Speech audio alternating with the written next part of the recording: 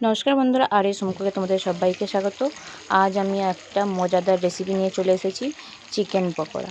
আর chicken pakora তো সকলেরই ভালো লাগে, তো সহজভাবে আজ চিকেন পকোড়া কীভাবে বানাবো সেটাই তোমাদের সঙ্গে শেয়ার করব। নিয়ে নিয়েছি 500 গ্রাম চিকেন, আর এটাকে আগে ম্যারিনেট করে রাখতে হবে। আর ম্যারিনেট করার জন্য নিয়ে নিয়েছি কাঁচা লঙ্কা, রসুন বাটা, আদা বাটা, লবণ আর একটা হাফ লেবু। প্রথমে কাঁচা লঙ্কাটাকে কেটে দিয়ে দিলাম, এরপর আদা বাটা, রসুন বাটাটা দিয়ে দেব। এরপর দিয়ে দেওয়া হলো লেবুর রস আর পরিমাণ মতো লবণ। অবশ্যই লবণটা তোমরা পরিমাণ বুঝেই দিয়ে দিও।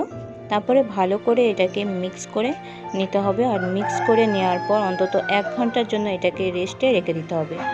1 ঘন্টা না হলেও অন্তত আধ ঘন্টার জন্য এটাকে রেস্টে রেখে দেবো। 1 ঘন্টা পর ফিরে আসছি। দেখতেই পাচ্ছ 1 ঘন্টার মধ্যে কত সুন্দর চিকেনটা থেকে জল ছেড়ে দিয়েছে। আর এর মধ্যে যে মশলাগুলো এবার ব্যবহার করব সেইগুলো একে একে করে দিয়ে দিই। চলো, প্রথমেই দিয়ে দিলাম হলুদ গুঁড়ো, তারপর দিয়ে দিলাম লঙ্কা গুঁড়ো। অবশ্যই এটা একটু ঝাল অনুসারে দিবে, কাঁচা লঙ্কাটা দিয়ে আছে। এরপর ধনে গুঁড়ো, জিরে গুঁড়ো, আর দিয়ে দেব চিকেন মশলাটা। চিকেন মশলাটা না থাকলেও তোমরা স্কিপ করতে পারো। আর দিয়ে দিলাম মিট মশলা আর একটু চাট মশলা। অবশ্যই চাট মশলা তোমরা দিবে কি না দিবে সেটা তোমাদের উপরে। আর দিয়ে দিলাম জোয়ান, এটাকে একটু হাতে ঘষে নিয়ে দিয়ে দেবো। তারপর দিয়ে দেওয়া হলো একটা ডিম। এবার ভালো করে মশলার সঙ্গে ডিমটাকে আর চিকেনটাকে মিক্স করে নিতে হবে।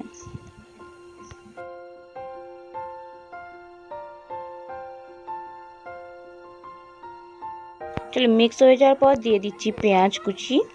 আর পেঁয়াজ কুচিটা দেওয়ার পরই দিয়ে দেব বেসন, পরিমাণ মতো বেসন দিয়ে দেব। আর এই সময় তোমরা চাল গুঁড়িটা ব্যবহার করে নিতে পারো। আমি এই সময় চাল গুঁড়িটা ব্যবহার করতে ভুলে গিয়েছিলাম, সেটা শেষে আমি দিয়ে দেবো। অবশ্যই তোমরা এই সময় চাল গুঁড়িটা ব্যবহার করে নেবে।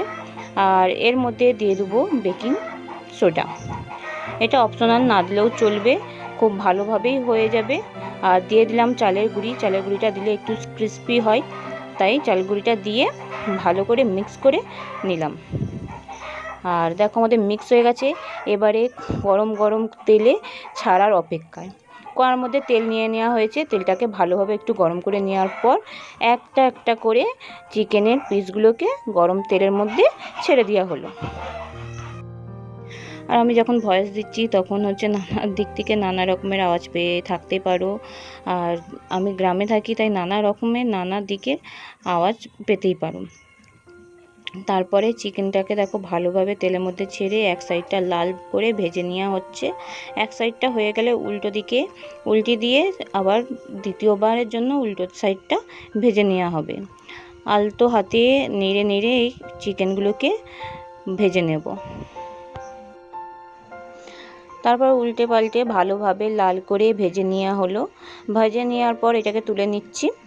আর এইভাবে সমস্ত চিকেনগুলোকে ভেজে নিতে হবে। আর সমস্ত চিকেন ভেজে নেওয়ার পর আমি ফিরে আসছি। তারপরে দেখতেই পাচ্ছ আর কত সুন্দর চিকেনটা দেখতে হয়েছে, কালার হয়েছে, এত সুন্দর হয়েছে, আর খেতেও দারুণ হয়েছে।